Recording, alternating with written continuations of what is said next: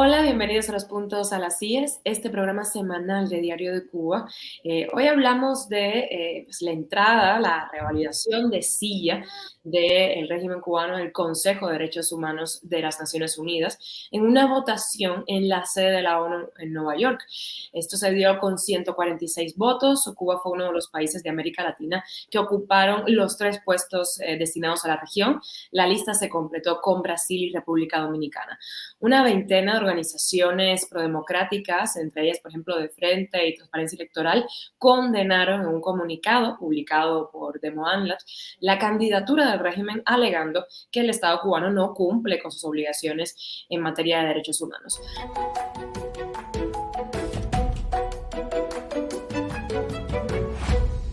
Para hablar del tema, hoy me acompaña Sergio Ángel, conectado con nosotros, director ejecutivo de Cuatrométrica, un observatorio de protección de derechos humanos, y él ha desarrollado proyectos con organizaciones como, por ejemplo, Civil Rights Defenders. También conectada con nosotros Larissa Diversen, abogada cubana de derechos humanos. Ella, pues, como sabemos, es fundadora de Cubalex, una organización sin fines de lucro que se especializa en brindar asistencia legal a víctimas de violaciones de derechos humanos y también acompañamiento, ¿no?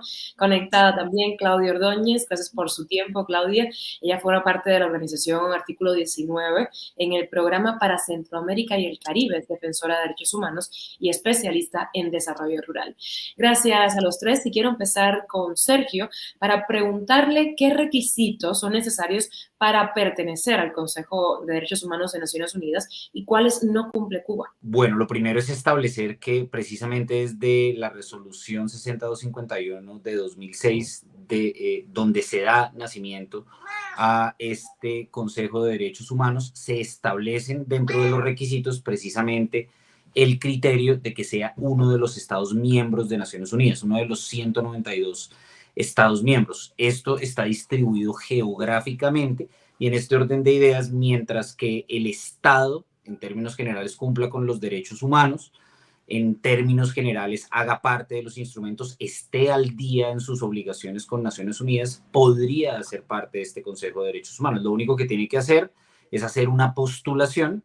Solo existe un impedimento formal y es que no puede haber una reelección consecutiva después de un segundo periodo. Cuba ha hecho parte desde el principio, solamente estuvo por fuera durante el periodo anterior a este que está cerrando actualmente, precisamente porque no podía tener un tercer periodo consecutivo, y ahora está aplicando a este segundo periodo después de este periodo anterior. Una de las cosas curiosas de esta postulación es que los estados tienen que presentar un documento formal de su postulación. Es casi irrisorio lo que se consigue aquí. Eso básicamente es una descripción de todo lo que no sucede en Cuba, pero no hay manera de contrarrestarlo. Es decir, los estados oficialmente, a través de sus representaciones diplomáticas, hacen esta postulación. El Estado cubano lo hizo el 31 de agosto.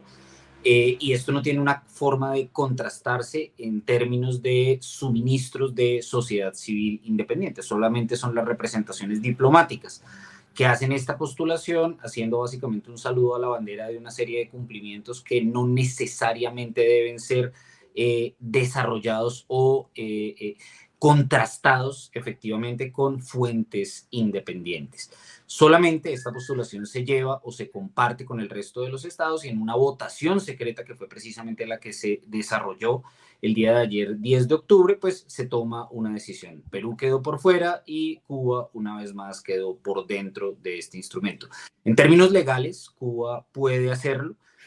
No hay ningún impedimento formal, y en ese orden de ideas, digamos que está más desde el punto de vista de la sanción ética y todas las sanciones que podamos hacer desde el mundo de los derechos humanos, pero más allá, desde el punto de vista formal para Naciones Unidas, Cuba cumple con las condiciones formales para ser parte del Consejo.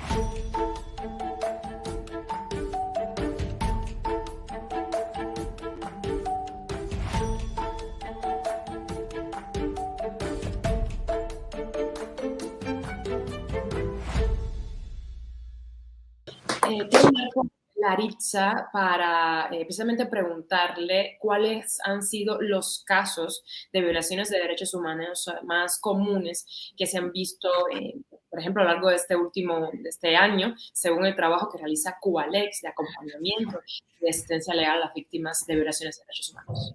Bueno, las violaciones comunes siguen siendo las mismas que se han visto años atrás, esa situación no ha cambiado. Eh, las violaciones dentro de Cuba son sistemáticas y continuadas, especialmente las detenciones arbitrarias por motivos de la opinión política o de otra índole, esa es la que más vemos. Y junto con ella la privación de la libertad, ¿no? O sea, detención arbitraria, después viene enjuiciamientos, procesos legales contra las personas por expresarse libremente, y especialmente después de 2021, en el contexto de las protestas del 11 de julio, pues también este ha sido uno de los motivos en la que ha llevado a más personas a prisión y, bueno, y las ha convertido en presos políticos. Además, la situación económica del país ha sido un factor determinante en que muchas personas pues recurran a las redes y también al espacio físico para reclamar sus derechos y han sido detenidos arbitrariamente, procesados judicialmente, encarcelados. Esta es la tendencia más común que hemos visto, pero insisto, no solo este año, sino que esto es antiguo, muy antiguo, desde que creo que desde el inicio del triunfo de la revolución, en que el grupo político en el poder ha tomado el poder del Estado, estas han sido las mismas prácticas: detenciones arbitrarias con violencias, golpizas, tortura, desapariciones forzadas. Es lo más común que podemos encontrar, especialmente contra aquellas personas que hacen crítica. Ni siquiera estamos hablando de una posición ideológica. Expresar libremente la opinión, ya es un motivo para que las personas sufran hostigamiento y represión. Pero además, en este último año hay muchos factores que influyen. Podemos hablar de la crisis económica también, pero también de la represión.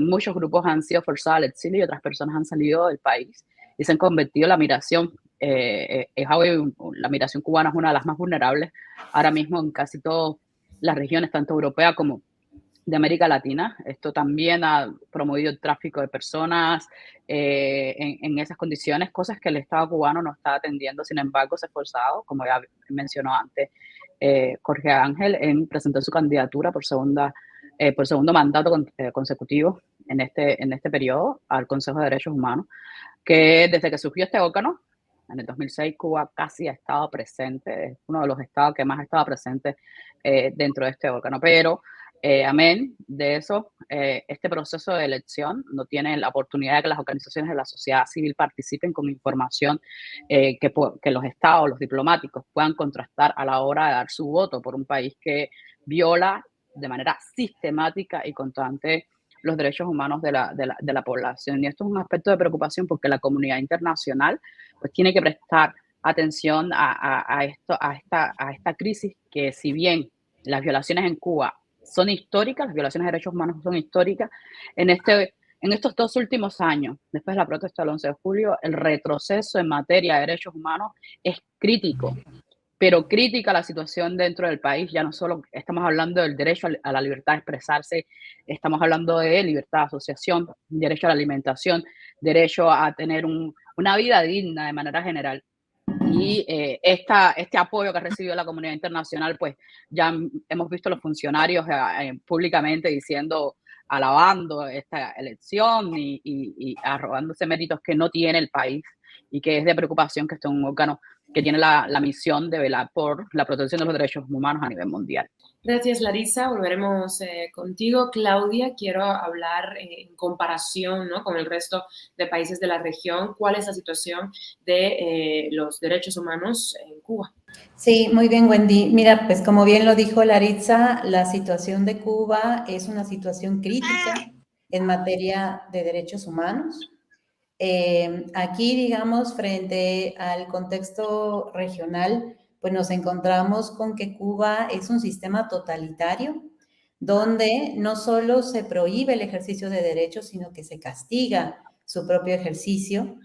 Es un país donde tiene un espacio cívico cerrado, es decir, donde no hay posibilidades para ejercer estos derechos. Y es un país donde ha construido, como bien dice Larissa, desde hace más de 6 décadas, una política de silenciamiento, de persecución, de censura, ¿no?, a toda costa, en contra de periodistas, activistas, artistas, pero también de cualquier persona ciudadana en el país.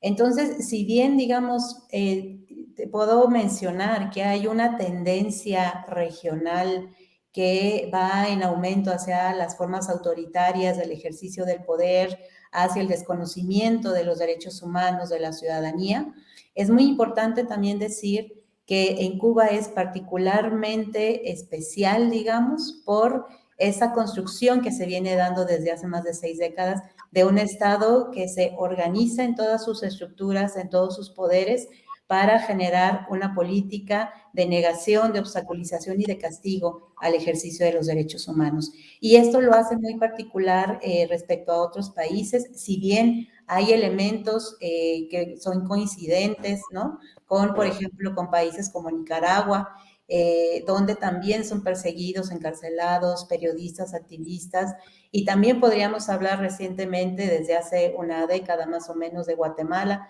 donde también tenemos un director de un periódico independiente como es el periódico José Rubén Zamora, que está en prisión, justo también por ser crítico, por denunciar la corrupción de las élites del poder.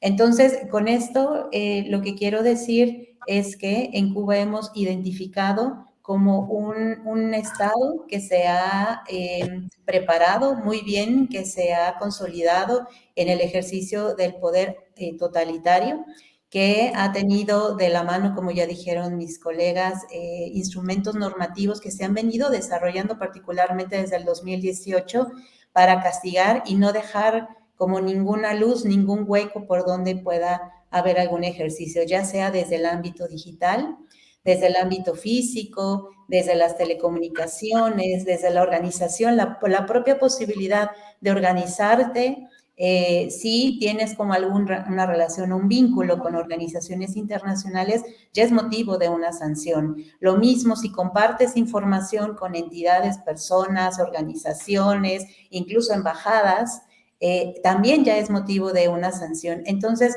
como está muy bien como cerrada la pinza, digamos, entre prohibir en la práctica una serie de actos de acoso, de sistematización, de acoso y de violencia sistemática contra periodistas, artistas, activistas, ciudadanos que se expresan y acompañada pues con esta serie de regulaciones normativas que prohíben y sancionan el ejercicio de estos derechos.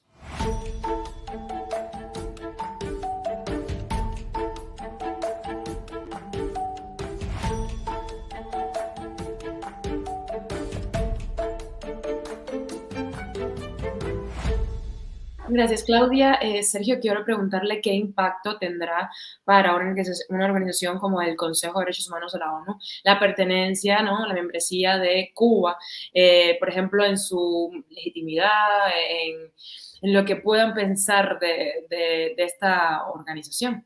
Yo creo que el problema mayúsculo tiene que ver más bien con la sociedad civil. Este es un órgano muy importante desde el punto de vista de la capacidad de incidencia para las organizaciones de sociedad civil, tanto en relación con el examen periódico universal que precisamente de forma reciente, o mejor dicho, en menos de un mes va a presentar Cuba, y también en todo lo que tiene que ver con procedimientos especiales. Para Cuba es muy importante el sistema universal de protección, mucho más que otros sistemas como por ejemplo el sistema interamericano. Que Cuba pertenezca a este consejo le va a dar una gran capacidad de cabildeo para evitar que la sociedad civil pueda tener mayor protagonismo durante estos próximos 3 años. Eso era realmente lo que se jugaba. Yo creo que acá hay un asunto muy importante a tener en cuenta y es más allá de la legitimidad o no que puedan tener este tipo de órganos, son los únicos canales y mecanismos que se puede tener desde la sociedad civil para tener algún tipo de incidencia. Y tanto le importa al régimen cubano este tipo de organismos que pues precisamente le dan tal grado de relevancia que Cuba ha sido partícipe desde el principio. Entonces, lo que sí es muy importante, y es un mensaje que creo que debe enviarse tanto a las organizaciones como a la sociedad civil, es que a pesar de que Cuba haga parte de este organismo, la respuesta no debe ser la deslegitimación, la desmoralización, sino precisamente el ser mucho más activos, el enviar muchas más denuncias, el mostrar una realidad diferente de Cuba más allá de los espacios exclusivamente cubanos, y que desde los diferentes órganos, procedimientos y espacios, pues en términos generales se presente una imagen diferente sobre Cuba. Entonces, yo creo que eso sí es muy importante de enfatizarlo. Más allá de todo el descontento que esto pueda generar, hay que transformar este descontento en un ejercicio continuo de denuncia ante todos los espacios posibles que demuestren la realidad de Cuba ante el mundo. No están frente a un Estado que respeta los derechos humanos como ellos lo muestran en su postulación al Consejo. Están ante un Estado que, como lo decía Claudia, es un Estado totalitario, y como lo decía también Laritza, es un Estado que de manera deliberada viola los derechos humanos. No puede ser que un Estado como Cuba, con más de 1000 presos políticos, tenga una silla aquí y se sienta tan cómodo. Pero también, como lo decía en la respuesta anterior, no solamente es Cuba, también está China, y en su momento estuvo Rusia. Eso quiere decir que lo que tenemos que ver es mecanismos efectivos para ir transformando una realidad. No nos podemos quedar en los espacios exclusivamente de denuncia para los cubanos, sino empezar a mostrarle al resto del mundo una Cuba diferente. Claudia, ¿cómo puede la sociedad civil cubana, según usted, fortalecerse para lograr cambios, especialmente, por ejemplo, en las zonas vulnerables, en las zonas rurales, en el caso de Cuba? Sí, Wendy, aquí, bueno, pues hay como una serie de obstáculos muy importantes que tienen que enfrentar, que forman parte como de este sistema totalitario.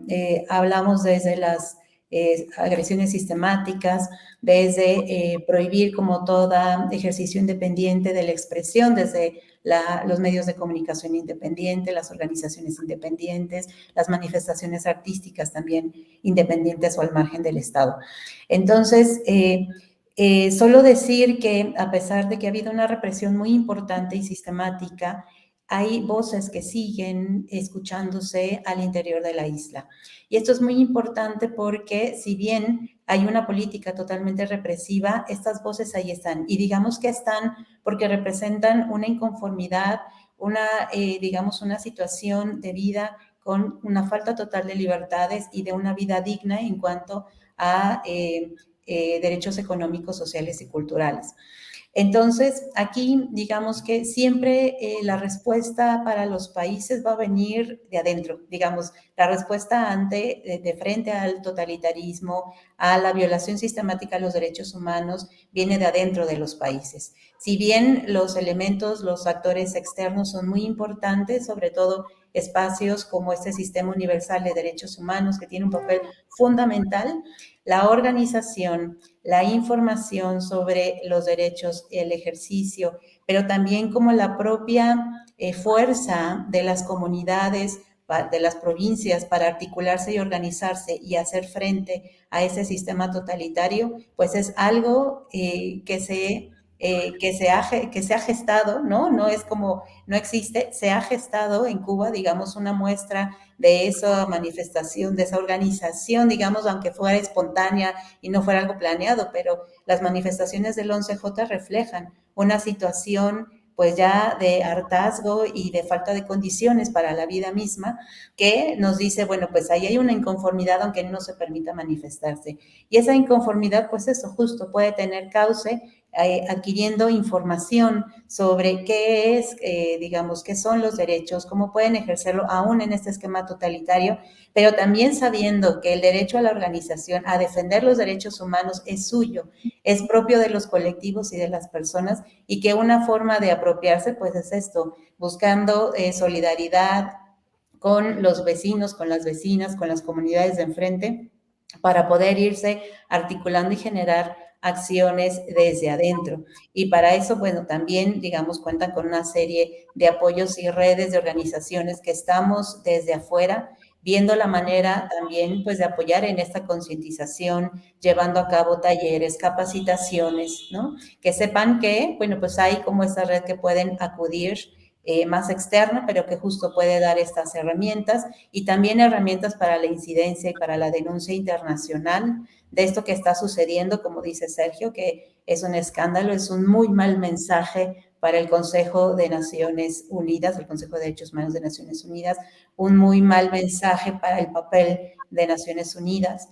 pero que sí, con la presión y el acompañamiento de organizaciones que estamos ahí también para apoyar en estas denuncias, es que podemos hacer incidencia frente a este tipo de organismos para impulsar y presionar para un cambio.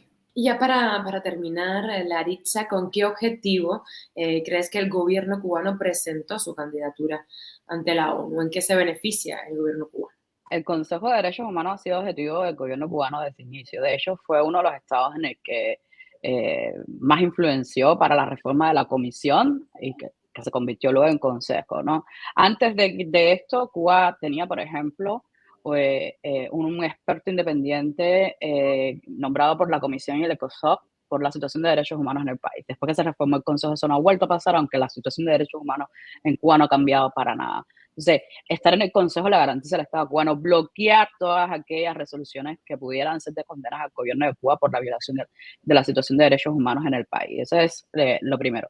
Pero no solo las propias, también la de sus aliados. Hemos visto con la guerra de Rusia contra Ucrania, como Cuba también ha bloqueado algunas iniciativas de condena a Rusia o de reconocimiento de violaciones de derechos humanos en Ucrania. Entonces, estar en el Consejo le garantiza una posición al país, además de que hay que reconocer de que Cuba ha invertido cuantiosos recursos en diplomacia y derecho internacional.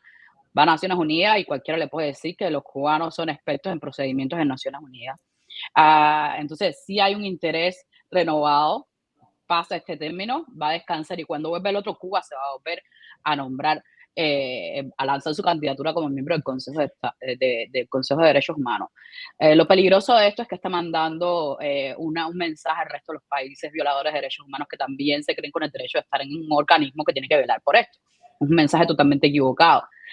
Insisto también que nosotros, las organizaciones de la sociedad civil, estamos excluidos en este procedimiento, pero también tenemos que buscar las vías de poder hacer incidencia en aquellos que tienen la posibilidad de votar en estas elecciones y darle información previa a estos países que piensan presentar su candidatura con el documento que mencionó Sergio, que en el caso de Cuba, la cantidad de mentiras que mete es muy grande y entonces no hay información para contrastar. Quien lee ese documento no tiene información con qué comparar. ¿Realmente vale la pena o no? O sea, comparado con, bueno, no voy a decir comparado porque los países de la región están casi todos en una situación crítica en materia de derechos humanos. O sea, hay un retroceso en la región en cuanto a derechos humanos, la situación en general. Pero insisto que Cuba está en esto, también manda un mensaje equivocado para esos estados. Realmente es preocupante que además el Consejo de Derechos Humanos se utilice como un mecanismo también para intereses políticos. Ya es lo último que podríamos esperar en este tipo de casos, ¿no? No solo por lo que representa para nosotros las organizaciones de la sociedad civil, que hacemos incidencia, utilizamos los mecanismos extraconvencionales que tiene el Consejo para denunciar violaciones de derechos humanos y que sea Cuba un país que esté ahí, pues es evidente que va a bloquear cualquier tipo de iniciativa que hay. Voy a poner un ejemplo claro de cómo Cuba bloquea las iniciativas. En el caso de Roberto Jesús Quiñones, en el 2019, cuando fue presentado el caso a los relatores especiales para que se pronunciaran y enviaran una comunicación al gobierno de Cuba, Naciones Unidas se unió con la Relatoría de Libertad de Expresión, Edison Lanza, el relator en ese momento de Libertad de Expresión, y mandaron una comunicación conjunta al gobierno. La respuesta del gobierno fue iracunda, molesta, porque un relator del sistema interamericano estaba participando en un proceso del sistema de Naciones Unidas. Al día de hoy, eso no ha vuelto a ocurrir. De hecho, hemos tratado de conversar con las relatorías del sistema interamericano. Como Cuba no responde a las comunicaciones de la CIDH, y la respuesta es que ya los relatores de Naciones Unidas no se quieren unir con los del sistema interamericano para ver cuestiones de Cuba. Para otras cosas sí, pero para Cuba no. Y esto es un ejemplo de toda la presión que puede ejercer el gobierno cubano en Naciones Unidas para impedir que lo señalen como un país violador de derechos humanos. Muchísimas gracias, Laritza, Claudia, Sergio, por estar con nosotros hoy en Los Puntos a las Sillas. Mantenemos el contacto. Gracias, Wendy. Un buen día.